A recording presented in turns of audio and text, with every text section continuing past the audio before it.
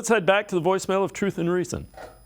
People can quibble all they want about Deshaun Watson's play. Is he making the right reads? Is he coming back? Whatever. I would want to suggest that a quarterback, particularly a franchise quarterback, that's a position of leadership. Leadership is being about more than yourself, more than about, impulse control issues, to face mask penalties, bumping a referee. This is an individual who does not conduct himself. Do you see this sort of behavior out of Patrick Mahomes?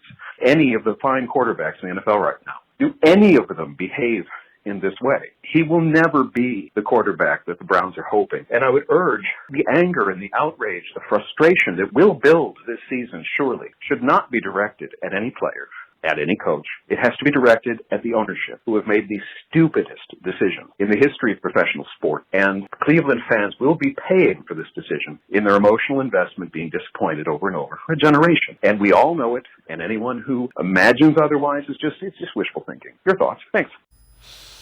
As always, appreciate all the voicemails. Quincy, the face masks, he's running for his life. He's competing. He's taller. He's taller and bigger than Patrick Mahomes.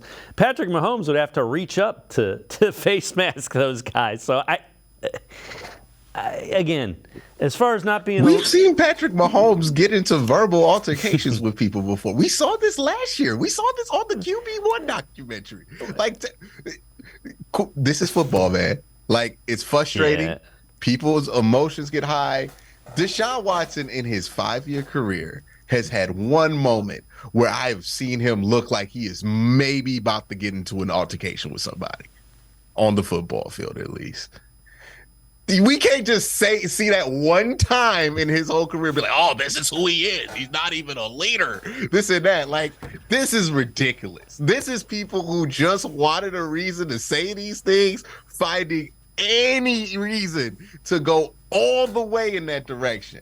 Was he frustrated? Obviously. Of course he's frustrated. He has had 8 games under his standard since he's came back. He hasn't had one single game where he's felt like him. And he hasn't had a great game where everybody's been watching since 2019. He's incredibly frustrated. I understand the frustration there. And he did let it bubble to the surface, and it did hurt the team, right? That is true. But it's one time. You know what I mean? We got to wait for these trends to happen before we start saying something is a trend. We've seen this one time in his entire career where he's let the frustration boil over to this. Not saying it's not going to be a thing. I don't know. I'm pretty sure it's not, though, because, again, it's been one time we've seen this happen with him. And I hope that dude was not encouraging Baker Mayfield, right? You're talking like this, right? Because you're talking about somebody who used to do this every week. Do not say Baker Mayfield. I don't want to talk about Baker Mayfield. And the other thing about being a leader, remember, nobody forced his teammates to vote him as a team captain. So, again, let's just wait and see. Let's wait and see. Can we get to the bye week? It's an early one this year, Dave. We only got 4 weeks to the bye week. Are we going to get there? I have no clue. All right. I have no clue.